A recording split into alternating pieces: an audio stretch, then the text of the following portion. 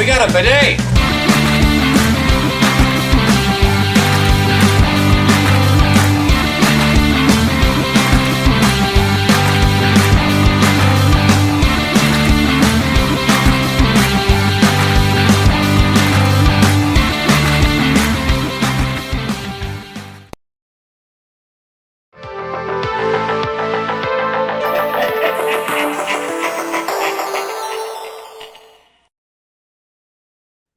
Hey everybody, and welcome back to another video. In today's Shoot the Sheev podcast, we are going to be talking about basically what order do we think people should watch the Star Wars films in.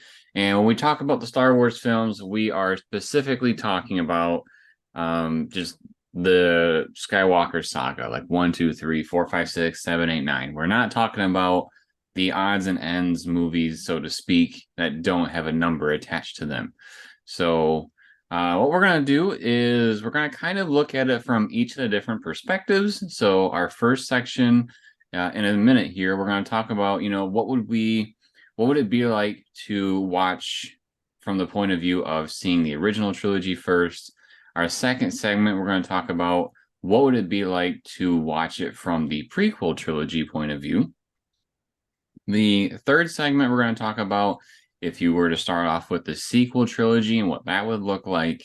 And then we will wrap it up at the end, talking about which orientation we would start with first. So would we start with the originals, the prequels, or the sequels? So in this first section, we're going to talk about starting with the original trilogy. And really, this is the one that kind of hits home for us the most because it's exactly what we went through.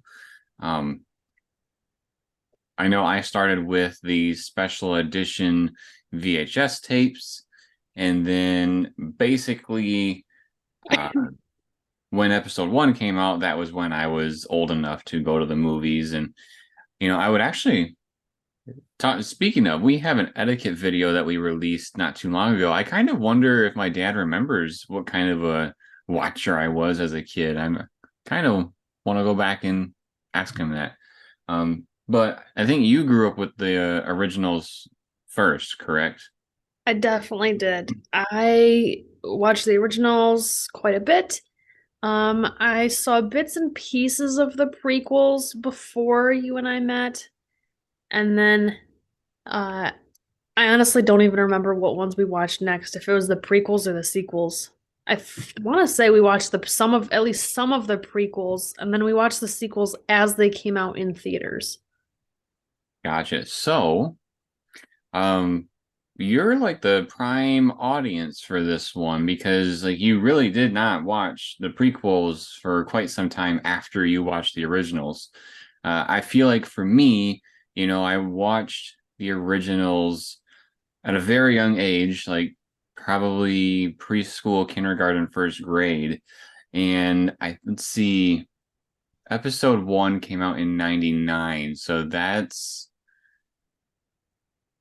where was I? I was in first or second grade, I think, when the prequels came out. Or started coming out. So it's hard to say because arguably I grew up with the prequels. I don't know. Maybe I'm getting ahead of myself here. Let's just start with you.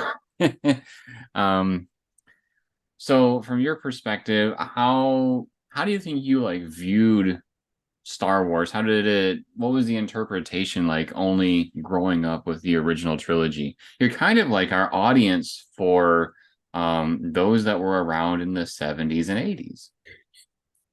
I was not old enough to be alive back then. But I was only 3 years old when episode 1 came out, since you said it came out in 99. So I definitely was too young to watch that at that time and be able to comprehend and remember it at least. I don't know. I don't necessarily remember like the first time that I saw Star Wars or even like the second or third time because I watched them. I don't really remember how much I watched them. I just know I watched them. In terms, I think the biggest thing that everybody probably thinks about when you think about what order to watch the movies in, it's It's what is Darth Vader's story? And I think he's really kind of the prime character or connector between all of the trilogies. He's arguably the biggest character between at least the maybe not in the sequel trilogy, but the prequel and the original. Um, yeah, I know. Kind of got I, ahead of myself there. I was just about to write down when we get to the sequel trilogy, ask Sarah what Vader had to do with it. Because there's like one thing that well, two things that we can technically point out about that. Um, but I want you to keep going and explaining, how it was basically just accepting the original trilogy as your entry and then exploring after that. Yeah, so I think I was getting confused with Rogue One because I know he's in that, and although that's not the sequel trilogy, it's separate from the original and it's separate from the prequel. So I think my brain just crossed those paths there. But anyway, so I wasn't a super fan of the prequels. I didn't really give them a chance when I originally tried watching them. For me, because the filming style was so different, specifically the CGI with Yoda, it drove me crazy. And to me, it was just not my Star Wars, if that makes any sense. I know that's probably really uh, point blank to say, I guess, really Well, out there. it proves the point that the original trilogy was your trilogy, and because when people think about what, like, people say that our generation grew up with the prequels. If you just basically put it out there of when the movies were released and when we were like teenagers and kids, that was what was out. And that's why they say like nowadays, basically Disney Star Wars is what kids are growing up with. So that's their Star Wars. And then all the people that saw Star Wars when it originally came out, that is their Star Wars. But it's kind of different in a way based on how old we were at that time. Because yeah, I think I don't know where to even put myself on which one was my Star Wars because I feel Do you like, remember which ones you watched first? oh yeah, I definitely watched the VHSs first.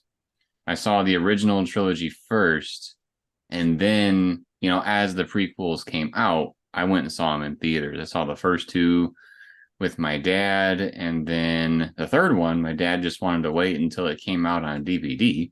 But I saw the third one with a buddy. So Yeah. In terms of what did I think of the prequels, having watched the originals first, aside from filming style, you think about like story elements more or less and try to focus more on that. Um, it's kind of neat to be able to go back and see a character's backstory. You don't necessarily always have to start at the very beginning of a story for it to make sense. And I feel like they did a pretty good job of, going back to showing Anakin as a kid and growing up and, what was his life like and his life journey, without doing a whole lot of back and forth jumping in the timeline. And it wasn't confusing for me. There's lots of other movies that I can think of that they'll go back and forth a whole bunch, and it's kind of hard to tell what's going on and where we are in the actual timeline. And I don't think that this movie set really had that issue, if that makes sense. gotcha. So some of the things that I kind of think about when thinking, if we're starting with the original trilogy, what would it be like? Is let's say you're watching the original trilogy, you got Luke kissing up on his sister. You get that kind of a weird thing going on, but you also get this huge dynamic that Vader was his dad, and we get like these couple little um bits and pieces where we hear that Vader's real name was Anakin Skywalker. And then coming off of the original trilogy and now heading towards the prequels when they came out, Um, Part of me wonders if the audience for the original trilogy, you know, felt like they didn't need it, or um, kind of was like what you were saying with the "it's not my Star Wars," kind of like what a lot of people say about sequel trilogy nowadays. Um, but at Was it necessary? Not necessarily, I guess. I didn't mean to say necessary basically twice, but you know what I mean. Uh, it's a different, it's a different story path. It's getting to be able to see somebody's past, and there is enough history there because when we see him in the original trilogy, he's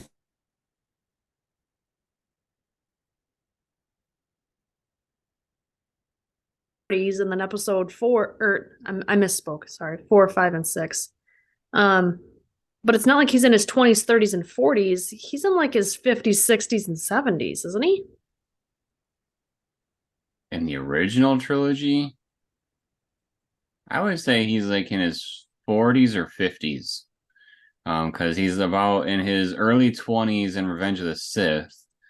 And then I think Luke is in his late teens when we see him in episode 4, which would put Anakin either late 30s or early 40s.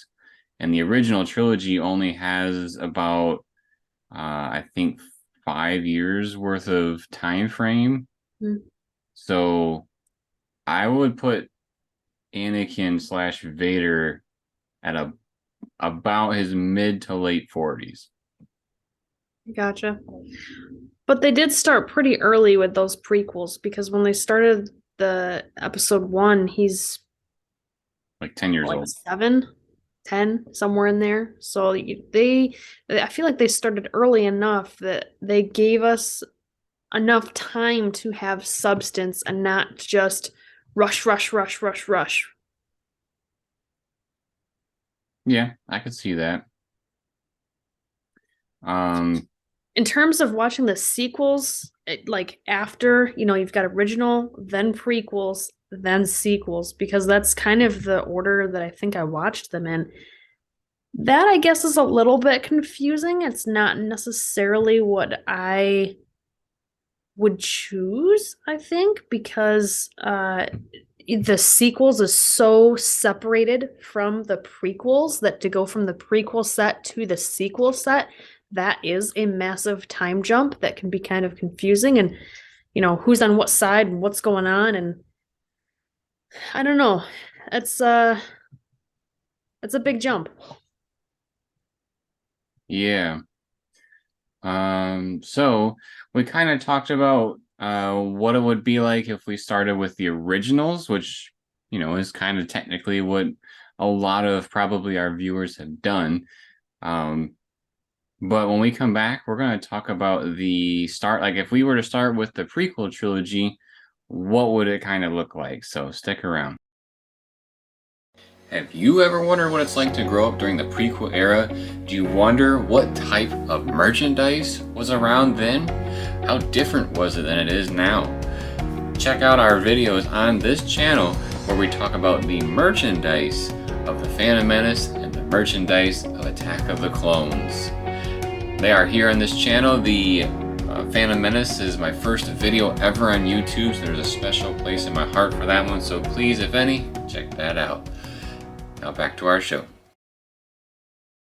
Welcome back. We are going to talk about what if we were to, like if we had never seen Star Wars before, what would it kind of be like if we were to start with the prequel trilogy and basically just truck our way through it? So, when you go to read a book series, you usually start with one and then work your way through it, right? So sometimes people will push, people that are trying to be Star Wars fans to just watch them in the order that they have their numbers. And then, they'll be able to watch it in order, probably won't have any questions, so to speak.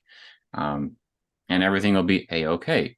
So we're going to kind of discuss, what would that look like? So, and how does that kind of contrast a little bit as well? So if we were to start with episode one, which a lot of people would say, for the love of God, don't do that because a lot of people hate episode one. Um, so if we started with episode one, we would have this character, Anakin Skywalker, who seems to be this very important person. Um, being brought into this group of people that some of them like him, but a lot of them don't like him. But yet he's supposed to be the answer to all their questions. Um, but uh, there's just this mystery of something of being the imbalance of the Force. We really don't have any information on, who the Sith and the Jedi are, as opposed to it seems like the Sith seem to be some bad people and the Jedi seem to be good people. And then as we progress through the prequel trilogy, we eventually see that there's this dude that's kind of being a father figure to Anakin, which is the Chancellor. And then in episode 3, we see the ultimate twist where he tries to be like, yo, I'm actually the top bad guy, and I want you to be the guy with me to rule everything. And so we kind of get this idea of just Anakin progressing through the prequel trilogy, and then ultimately turns to the dark side in episode 3. And we find out that he has children, so we know that he has kids with Padme, which are Luke and Leia. So then when we go into the original trilogy, we already have this idea that these kids are Vader's children. And so it kind of pulls us out of the whole surprise element, not only for the I am your father revelation, but we also see, Luke kissing up on Leia in episode 5. And he seems to kind of have the hots for her in episode 4. And then when we get to episode 6 and Luke learns that Leia is his sister, well, that's another kind of like shock factor that was built into the original trilogy that is no longer a shock factor for us. So some of these, what would be arguably like very good plot lines, almost kind of the excitement gets erased because of this foundation that we already have from the prequel trilogy. As far as the sequel trilogy goes, nothing really comes to fruition except for like Emperor stuff. This is called the Skywalker Saga, but we don't really get much Skywalker stuff in the sequel trilogy aside from Vader's helmet being like a what do you call that? Family jewel or family token, Oh, whatever. an heirloom? An heirloom, yeah. So like Vader's helmet is an heirloom to Kylo Ren, and he wants to be just like his grandpa. But other than that, there's not a whole lot of Skywalker influence. I think Sarah and I are both in the same boat of the whole Rey Skywalker thing was kind of a weird thing, not really for us, at least the way it was handled. But I think ultimately, if you were to watch Star Wars from the quote unquote beginning, I think there's a lot of stuff that you end up losing out on. I think that Star Wars really had a good setup as far as like George kind of threw you in the middle of everything.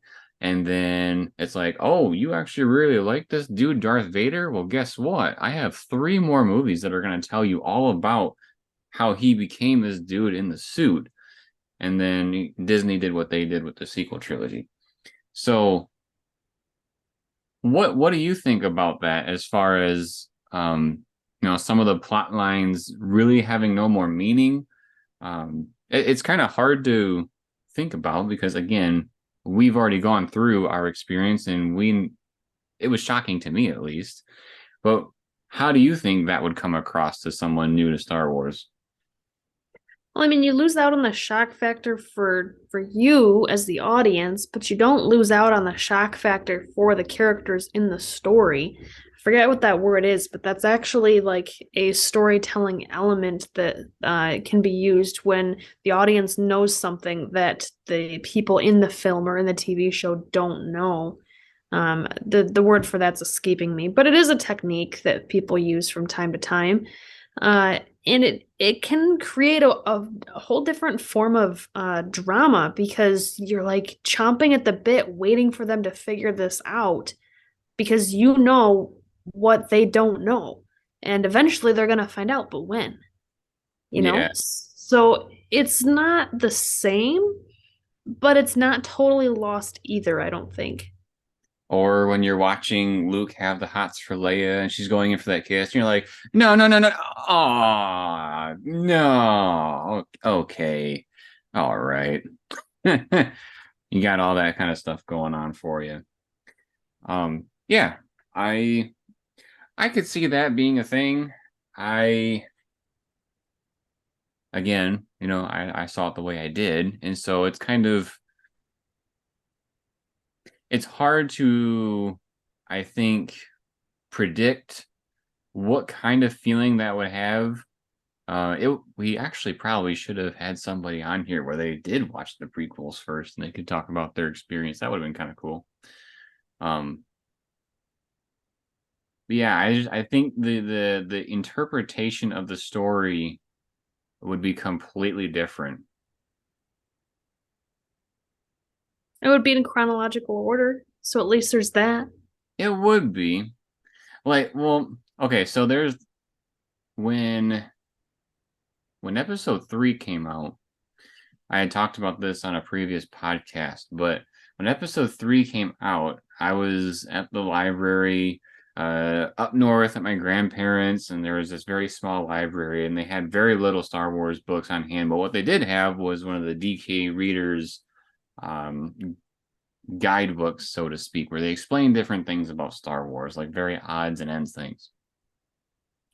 And so in the um, in the book, Palpatine's name was not Emperor; it was like Emperor Palpatine, and they like specifically put that in there. And so, like for me, that was probably like the most shock factor thing I had as far as uh, like as close as I could be to growing up with the prequel trilogy, because I did not know that's who it was at that time and that age. So, I mean, there are still some cool shock factors that happen in that order, but I feel like a lot of them that were built down the line, like set up in the original trilogy, I think those lose a little substance. You'll definitely still get all the ones from the prequel trilogy as it sits, but So you bringing up Emperor Palpatine makes me think, if you watch the originals first, you obviously know he's evil. But if you start with the prequels, you don't know who this guy is. So does that add a different level of surprise? I'm going to follow that up with a question of what if I'm going to try to look this up really quick. Did I break the Jeremy? No, I'm kind of wondering if in the Phantom, like let's say you're starting off with the Phantom Menace, okay? And you happen to be one of those people that likes to watch the credits. Could you cross-reference it and see that the same guy is playing those two characters? And that might ruin it in a way. I suppose, unless you just think one actor is playing two different characters, because that does happen sometimes. This is true.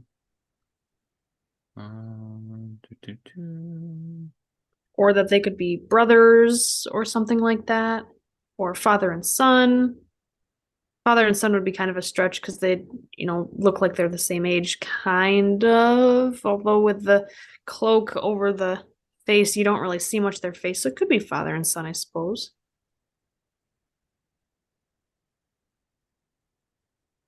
Trying to find my movie. But yeah, I kind of wondered about that. Just talking here is if you could cross-reference that. Because yeah, there are some Star Wars actors and whatnot and actresses that play multiple roles. Um, What if you got really invested into like Obi-Wan because you didn't know that he died in the original series? And you thought he was going to be like one of the main characters carrying on throughout the whole thing.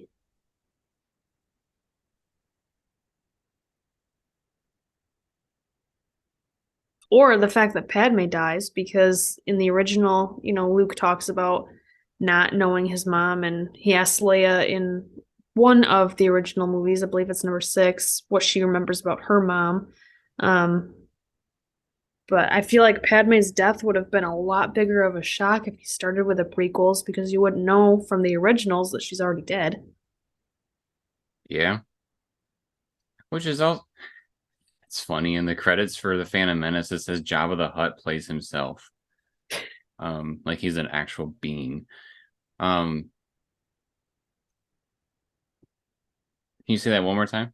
Oh yeah, you're talking about Padme being dead and whatnot. That was always kind of a weird one for me because okay, so I'll come back to that. I just saw it in the credits when they say Ian McDiarmid like being in this film, they do not say which character he's playing, which is kind of weird. It just But says they do co. for other characters. They do for some. It says co-starring Ian McDiarmid, blah blah blah, but they don't have the character names attached to them. Um, as far as Padme goes, I remember the conversation between Luke and Leia and how she was saying that she remembers her mother and stuff, and it's like there's no way because I think she was born first and then Luke was born. Um, I there's think it no was the other way around. either way. There's no way you can remember what your mom looked like when you came out of her womb. No, but sometimes if people tell you enough of a memory, like I remember when you were a baby and your mother was so beautiful or whatever, if people tell you these memories enough, even though you don't really remember them, in a way you almost kind of start to remember them because you remember the story so well that it just kind of becomes fact in your own story. I don't know about that. No, the only reason why I say that is because so in the comics,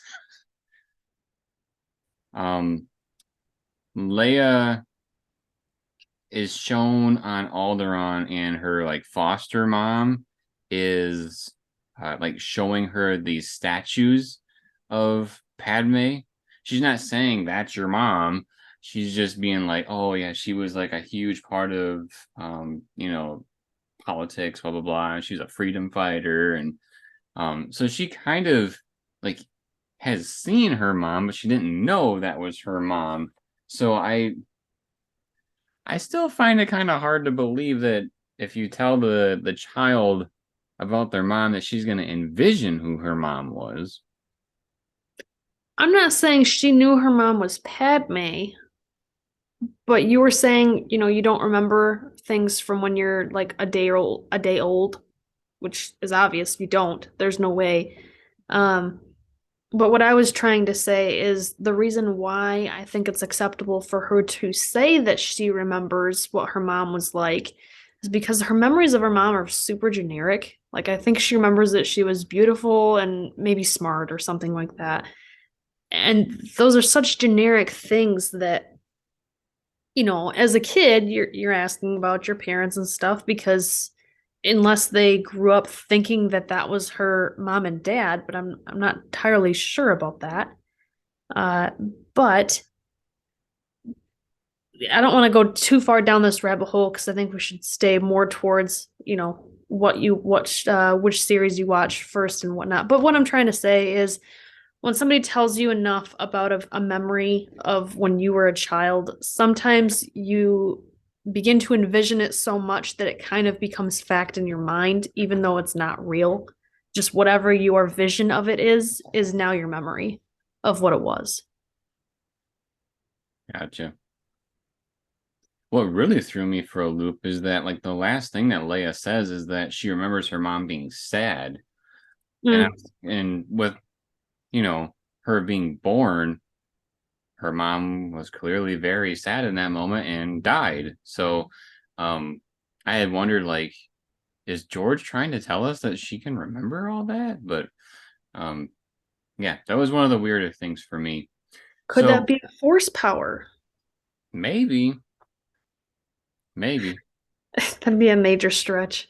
Yeah, the Force is trying to will it that she could be able to envision who her mother was the day she was born. Um, if she did, maybe she remembers that droid that does the hoopa thing when she's had given birth. One of my favorite droids. All right, so we kind of talked about how it would be like, if you started with the prequel trilogy, what might you experience?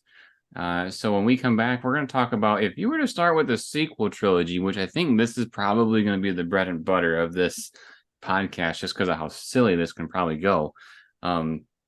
Stick around. We're going to talk about it. Have you ever wondered what Amazon coffins are and what they're full of? Well, we got you covered here on the channel. Check out our playlist of our Amazon coffin unboxings where Sarah and I open up boxes that have Amazon returns and we share with all of you what we get in each of those boxes. If you ever wanted to get into liquidation and want to know what types of things you can find, check us out. Now back to our show.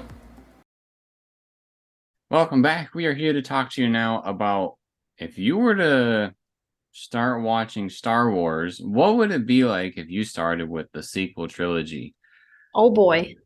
So, if you're new to Star Wars, which I'm sure you're not if you're listening to this podcast, but if you are, actually maybe you are watching this podcast because this podcast says where should you start, and you're getting all these kind of perspectives, but you get some spoilers, so be careful. Okay, weird rabbit hole, but okay. We're here to talk about if you were to start with a sequel trilogy, what would it look like? And again, if you're new to Star Wars, it would probably be new information to you that the sequel trilogy isn't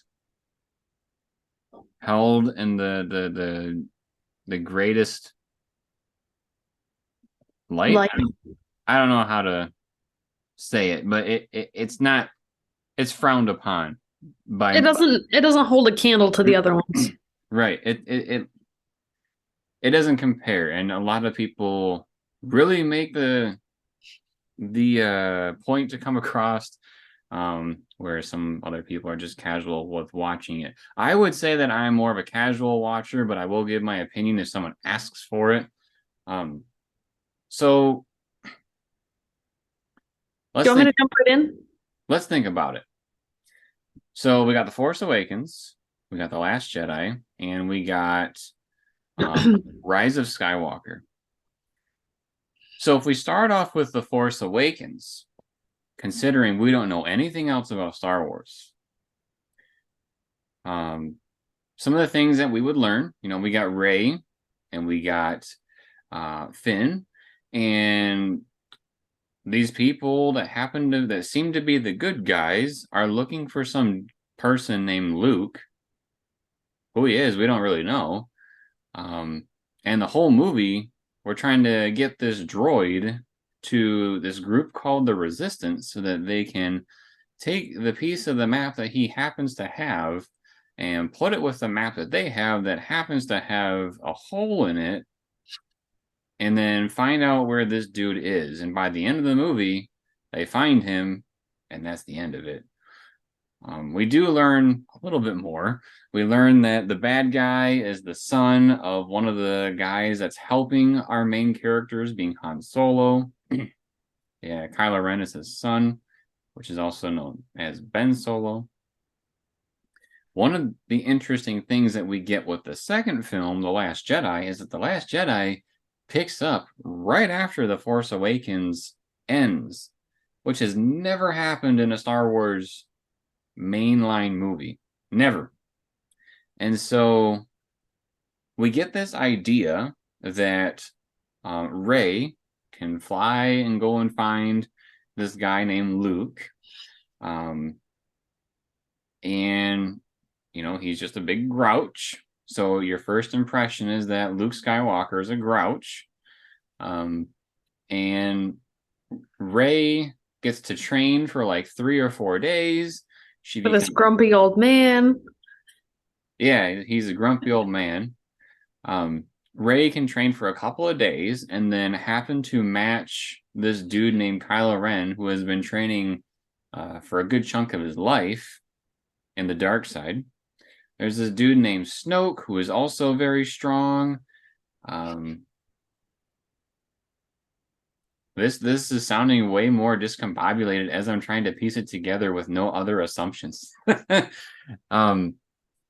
So this girl, they have some weird force connection between Kylo and Rey. Yeah, so some of your first impressions of the Force is that you can talk to these people across the universe. So They call it, is that telekinesis? I think so.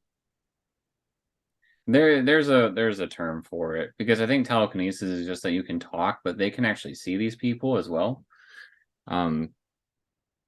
So you understand that that's a force power, and you may wonder if there's other people that have that same force power.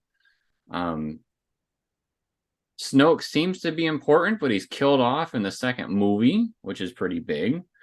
And then when we get to the third movie, this random bad guy known as the Emperor, he's old and broken, and He's missing half his fingers. Yeah, he's like deteriorated, and seems to be able to, like, he seems like this old hermit type character that might be able to help Kylo Ren get what he wants, because he has this massive fleet on this random planet that hardly anybody can fly to because it's really hard to fly there.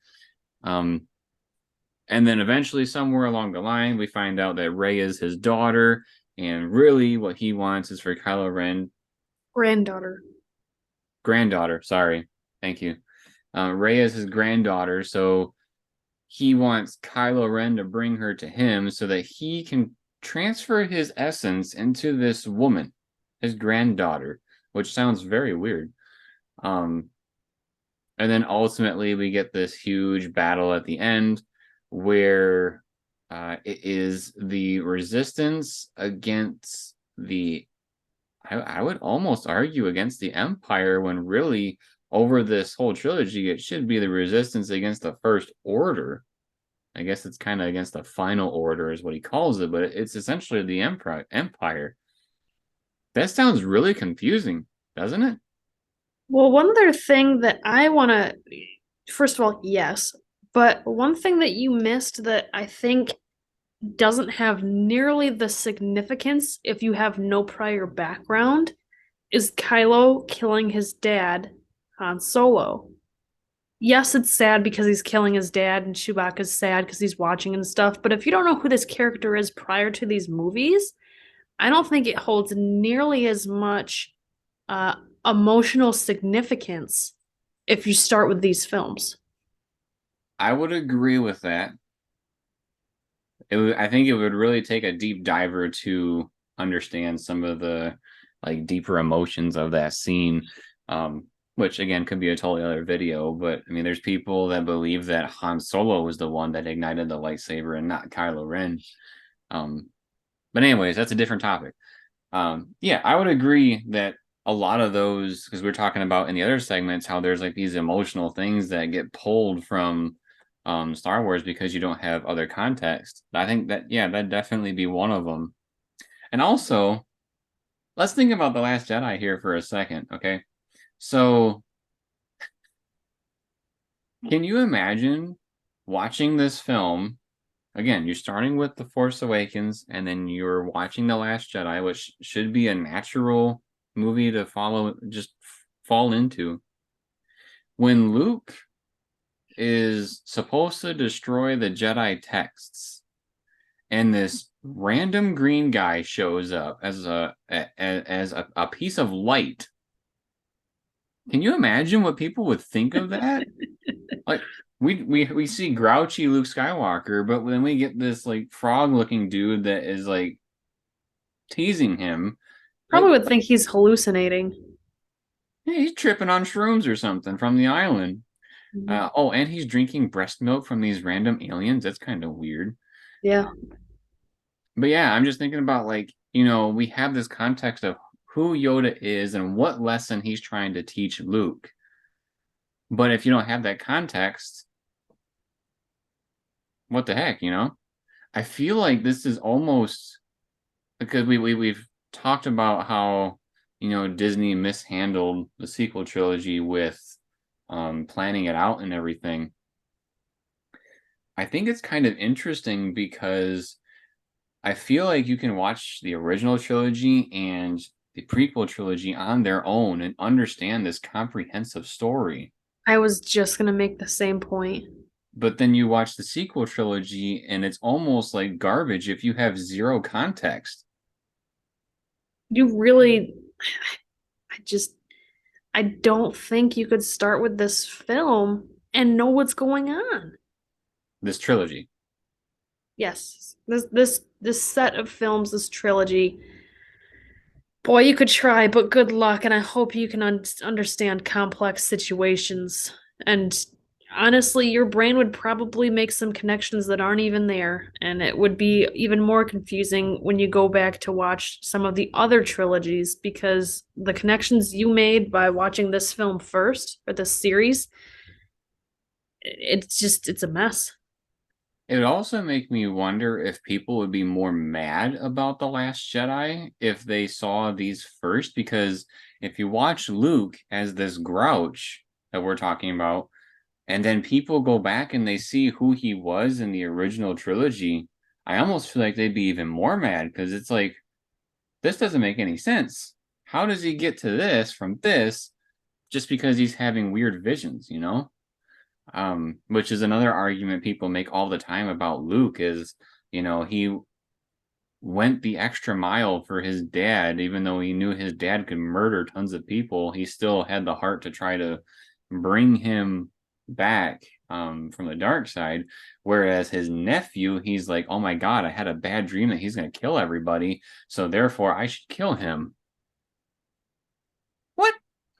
I don't think it's therefore I should kill him. It's I've created this monster. I need to leave it alone because I'm going to make him worse. That's why he's exiled himself because he doesn't want to deal with the reality. Right, because he thinks he failed.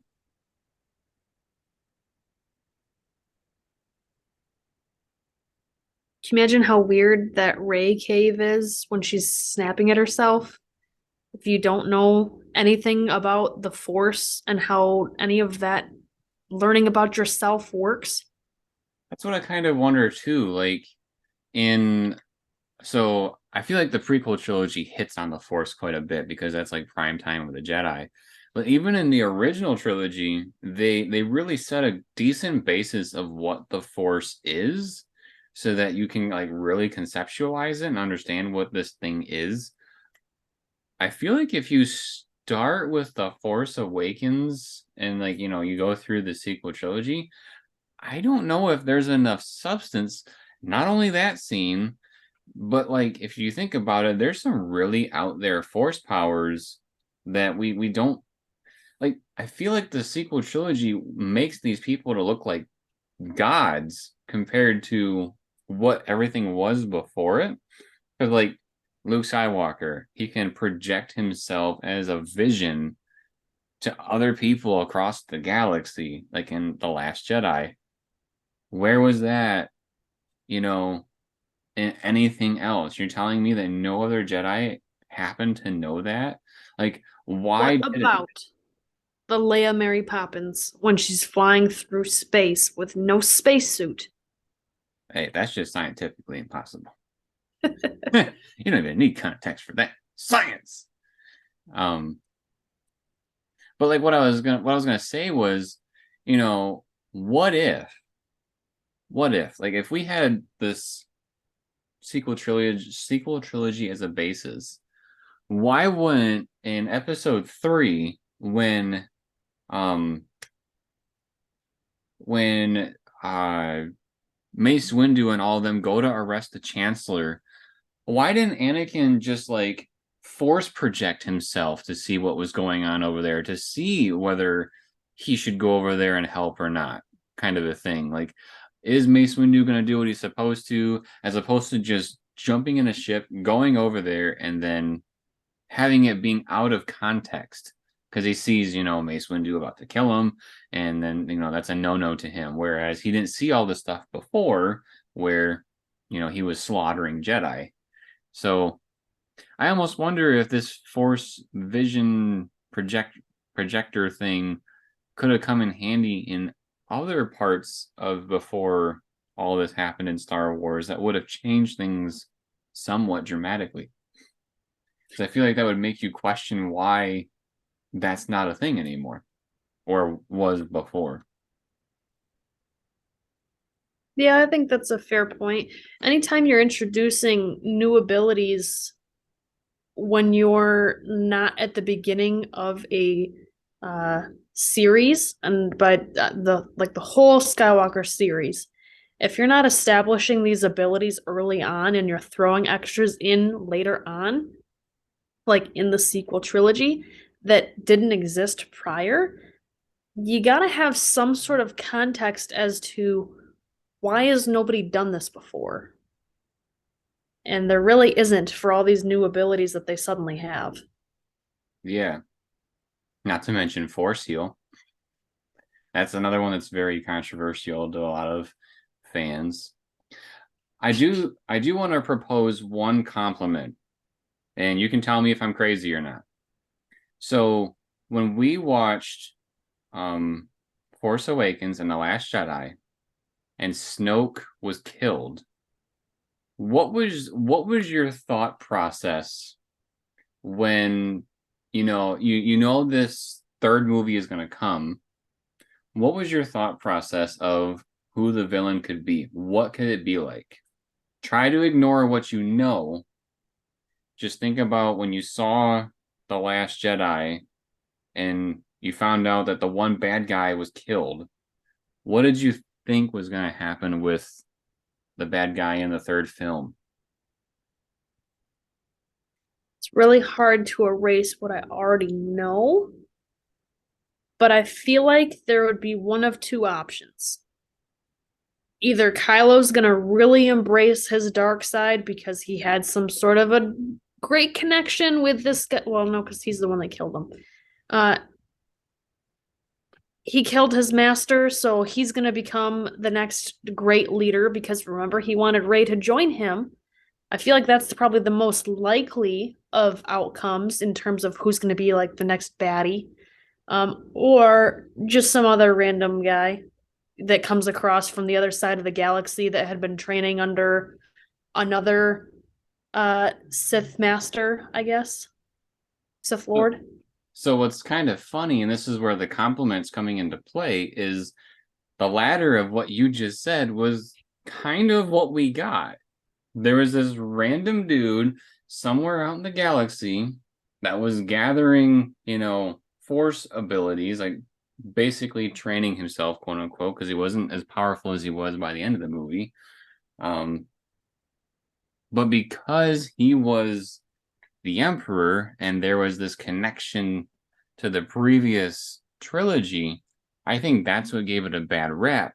However, if we didn't know all those other movies, I feel like there's a chance that this would have been a good way to end it, because Kylo meets somebody that is strong in the dark side, like this ancient Sith dude, which is kind of what he is. He's really old. And, he's seeking help. He doesn't have an apprentice, and he needs help to overthrow the resistance. He gets this promise, basically a deal with the devil, and turns out the devil is stronger than him, so he's going to try to take him out himself. And then I don't really think we needed the redemption story of Kylo Ren. I think he could have been the bad guy where he fell to the dark side and he kind of you know uh digs his own grave, so to speak, I think that would have been fine. But really, I think the element of what happened would have been way more accepted than if he wasn't a thing before. I think the reason why the Emperor was a bad villain in this film set is because you have that prior knowledge of knowing just how old this guy really is and how many times you've seen him die or almost die that he should be dead by now. But if you don't have any of that prior knowledge, I think it'd be a lot easier to accept because you wouldn't think he's a human. You'd think he's some sort of like mythological creature who maybe can live to be 1,000 years old, like Yoda was. Yeah. If that makes sense.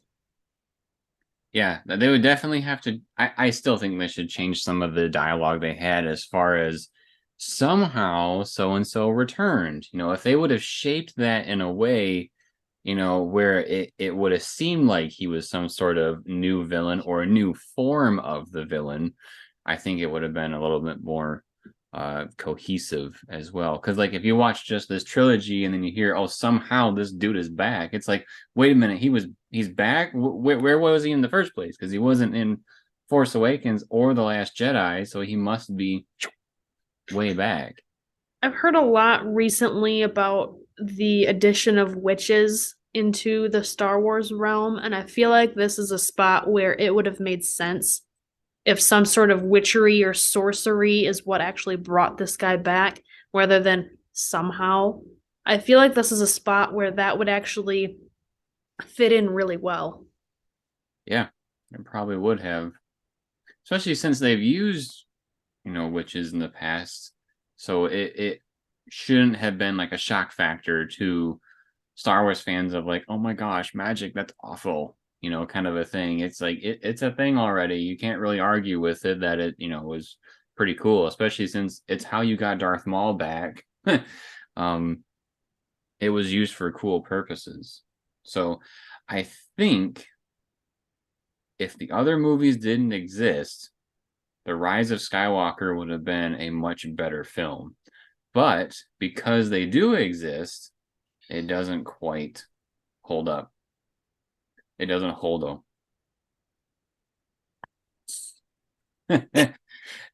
um, yeah. Anything else we should maybe talk about with the sequel? Is there anything else that it's like, oh, if we were to watch this, then this wouldn't make sense? Anything you can think of? I mean, the big things we talked about already, Luke and what's going on with him, Han and what's going on with him, and Leia and what's going on with her. And then there's the Emperor and what's going on with him. Everybody else is new, or at least fairly new to this story, or they're just a side character like Chewie, where it doesn't really matter that you knew him before because he doesn't add a whole lot to this particular story. So when you have all these new characters, you don't really need prior knowledge to them. And I feel like we talked about force powers pretty good too. So I think that kind of uh, all encompasses what's going on with this film, the good, the bad, and the ugly. Yeah. Well, I think that's a good place to stop for our discussion on the sequel trilogy. So that's our thoughts on the sequel trilogy. If you were to start watching Star Wars and you started with the sequel trilogy, what would it be like for you? This is kind of our opinion of what would happen. I would say, long story short, there's a lot of assumptions here in the sequel trilogy that kind of they create what do you call that? The words are escaping me. Plot holes, plot armor.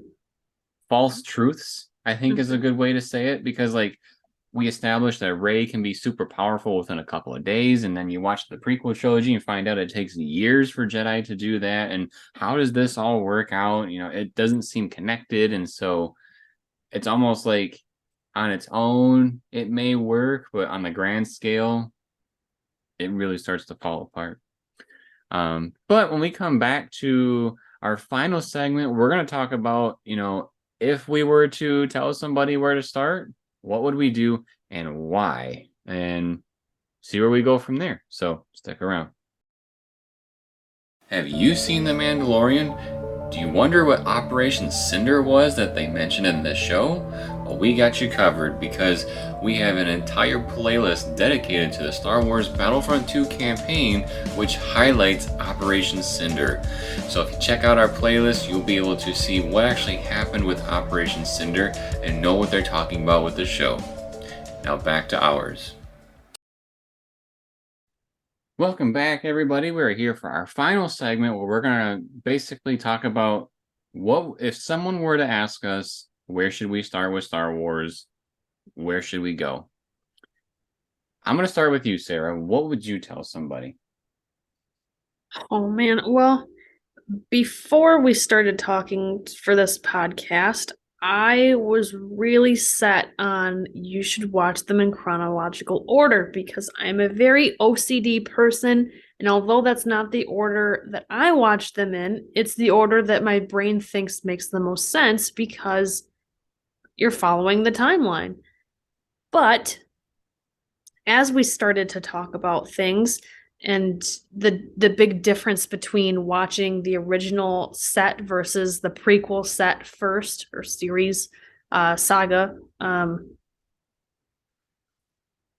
trilogy, that's the word I was looking for. I'm like, this isn't the right word. Anyway, trying to watch those two trilogies, and which one do you watch first? Because I'm not gonna say start with a sequel trilogy. That's a hot mess. And I'm not saying that they're terrible films, but I don't think it's a good place to start. I think you're gonna be very lost. And so that's an easy one to rule out in terms of what are you watching first. So it's really to me original versus prequel trilogy first.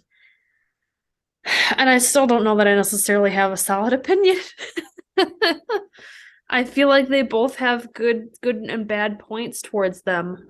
They both have really good shock factors that if you hadn't seen the other set, it helps bring more shock to whatever one you watch first, be it the fact that Padme has twins and that Padme dies. That's a big shock. Or, the fact that Luke and Leia are brother and sister and that Vader is their dad. That's a big shock. I guess I would, if I have to pick, I'm going to go with originals first. I know it's not timeline order, but I still to this day kind of struggle with the politics side of the prequels. And I don't mean the fact that it's political, I mean more like trying to comprehend what's going on and who's on what side, and the Emperor going back and forth between the two sides of good and evil and stuff. That's more what I'm saying I struggle with comprehending. And maybe it's really basic for some people and they think I'm silly for saying I still don't quite get it sometimes. But I don't want to start somebody off with something that I think is confusing myself. I'd rather them start them off with a base knowledge that's a lot easier to follow. And so I think I would say start with the original, go to the prequels, and then go to the sequels. Gotcha. So I think it's interesting that you kind of picked it based off of like, well, I don't really get this section of it super well, so I'm not going to throw someone in there quite yet. Yeah, I like it. So I will start off with what I definitely would not do. And if you haven't gathered from our talk yet, I would definitely not start with the sequel trilogy. I know there's probably tons of people that did start with the sequel trilogy. And for those of you, I am sorry. But if someone were to come up to me, which this has happened in the past, if someone were to come up to me and say, hey, I know you really like Star Wars and I kind of want to share that passion. Where should I start? I would tell them to start with the originals and go to the prequels and then the sequels, the way that they were released. And I'll tell you why. I feel like the way that the movies give you information with the way that they were released keep making you want to come back for more, as opposed to, um, you know, like if you go in chronological order, sure, there's going to be that cliffhanger at the end of the movie that makes you want to keep going. But you get the information delivered to you in a way of, here's a lot of cool information, here's a little carrot to keep you going. Whereas I feel like if you watch the original trilogy, you get that with the three films, because after the first one, you kind of like, well, it seems like the good guys won. How do we keep going? And then with the second one, it's like, wait a minute, the bad guys just won. What in the world? And then the Return of the Jedi comes out, and the good guys win. However, once you're done watching those movies, it's hard not to question, what was Vader like as a Jedi? Because we get like those little breadcrumbs that Obi-Wan was saying, like, he was the best starfighter pilot in the galaxy and a cunning warrior, and we fought together side by side in the Clone Wars. And it's like, what are these things that they're talking about? And um, even like I said, even though we're getting like this whole carrot effect in the original trilogy as well, there's so many things that happen throughout where it's like, if I go back and watch now the prequels, I get like this whole story arc that explains these little pieces to me. And I think that approach will keeps people engaged more than just watching it in chronological order. Because you get all these small little details that are interesting that you actually get to explore. When somebody hears about something in the news or whatever, their first thing to do is to type into Google or whatever and dive deep into something, especially if political things, trying to figure everything out. Same thing happens here with Star Wars. You watch what Star Wars was for quite some time, and then you are able to divert and get more bang for your buck as you explore other things. So I would say start with the original trilogy, and if you like it and you have more interest, definitely check out prequels next, because that's where George wanted you to go. And hopefully I don't get some hell points for this, but George is God in Star Wars, so he tells you what to do. um, he's the one that really is paving the way for what you should be watching. So I would say watch the originals, watch the prequels, and this idea of breadcrumbs in the original trilogy, that happens in the prequels as well. So let's say you're watching the prequels after you've watched the originals, and you're watching the prequels, and you get those little things at the end. This little kid is supposed to end up being in this suit and a major bad guy. How does that happen? You get that as like the cliffhanger type situation. But like if you watch episode 2 and then you watch episode 3, you have the beginning of the Clone Wars, and then you have the ending of the Clone Wars. What happened in between? Oh, we got something for you. It's called 6 seasons of the Clone Wars that you can watch. So, and yes, that was George Lucas. So there's so much that you can do where you can get a nice sampling of what Star Wars is, something that's cohesive as you go through it. And if you really enjoyed it, there's more that you can deep dive from the little tidbits that were dropped in that little series, that you can go to this one. And then if you like this one, you can go to this. And in my opinion, it makes it really an enjoyable experience as a Star Wars fan. And thankfully, I was able to do that. So that is my opinion on what you should. I didn't even mention the sequels. Oops. So after you watch all that stuff, and if you really want to see what is going on with post Return of the Jedi, check out the sequels. They are canon, they are Star Wars. I would just be more open-minded and more accepting, I guess, of things, just because it's a different feeling than what Star Wars was and what Star Wars is nowadays. So I just think you'll need a little bit more of an open mind when you see those. Did I ramble long enough?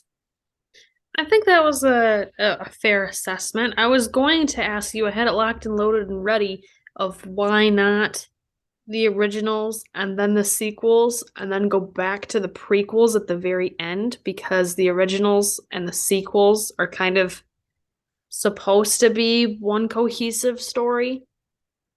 But I feel like your little breadcrumb bread trail uh essentially answered my question before I was able to ask it, and that George was paving the path. I guess my only challenge to that is when he made the prequels or when he was like, thinking about making the prequels, do you think he knew that there was going to be a sequel trilogy someday or a hope for that? Like that there was Oh, yes.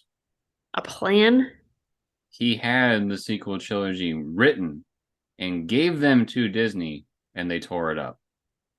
before the prequels? Hmm.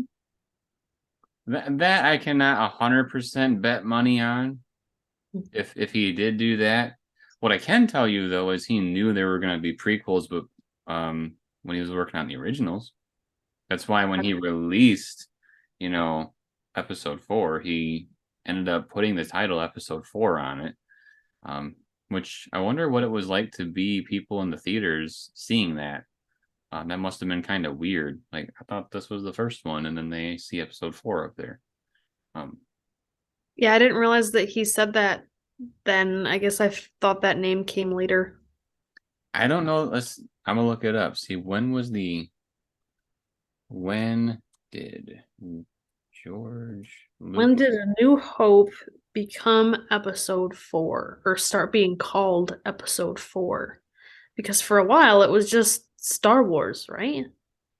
When did it become episode 4? Okay, when Star Wars episode 4, A New Hope originally hit theaters in 1977, it was simply called Star Wars. It wasn't until the film's theatrical re-release in 1981 that it received the episode 4 marking. So, before Return of the Jedi came out, they had called it episode 4. So yeah, that's a pretty bold statement. Yeah. I can't even imagine, like, because we really haven't talked about what if you started with the originals and then went to the sequels, like you were saying. That'd be interesting. I would like that. It's almost like a social experiment. You'd be like, "Yo, I recommend this, but would you mind doing this so I can get your opinion?" What would you think of what's going on, kind of a thing? Um, yeah, it would, like, if you haven't watched the prequels. That's another thing too. We didn't talk about with the sequel trilogy, because one of the big things that people talked about with The Force Awakens is when Rey touched the lightsaber and then she had like that vision and everything, at the very end Obi-Wan says Rey, like, is calling out to her. And it's like you would not have context of who Obi-Wan was if you watched that first. That's Um, true. it would just seem like a random person is talking, which also would translate in episode 9 when Rey is laying on the floor at the Emperor's Exegol place, and all the Jedi are like telling her to get up. These would be like random voices that people wouldn't have context to. So I think that would be kind of iffy as well. But to be fair, Ray didn't know who these people were. No, not that we know of, but yeah. All right. Is there anything else that you want to talk about as far as what order people should watch these films in? Oh, I feel like we could talk about this forever just because there's so many different combinations. But I think the bottom line is if you want the least confusing path that makes the most sense and has the most intriguing storyline to keep you coming back for more, I think we're in agreement to go with the originals first and the prequels next and the sequel trilogy last. I would 100% agree. It's interesting how it all comes like there's so much criticism of how like Star Wars was handled and stuff, but yet we all come back to the plan that George had originally. He may not be the one that did the sequel trilogy, but we do know eventually he would have made one. So probably even if he were to make one, we'd probably still say this order. So that is our opinions on what order you should watch the Star Wars films if you were to watch them for the first time. Again, if you're watching this because you're wondering, I'm sorry for some of the spoilers. But oops, you saw it in the heading. If you enjoy this type of video, we do Shoot the Sheev podcasts about every Wednesday. We have a ton of them planned out, so it should be around for at least a little while. So if you enjoyed this type of video, make sure to subscribe to the channel and turn on notifications. That way you are notified on Wednesdays when they are released. This is I think, our 20th episode. So we have plenty more here on the channel if you want to check those out. We've had some really good conversations and a lot of fun. So I think you will too. Drop us a like if you like the video and drop us a comment letting us know what order you think somebody that is new and fresh to Star Wars should watch the main Star Wars films, being the Skywalker Saga. And then, as always, everybody, thank you for watching. We'll see you next time.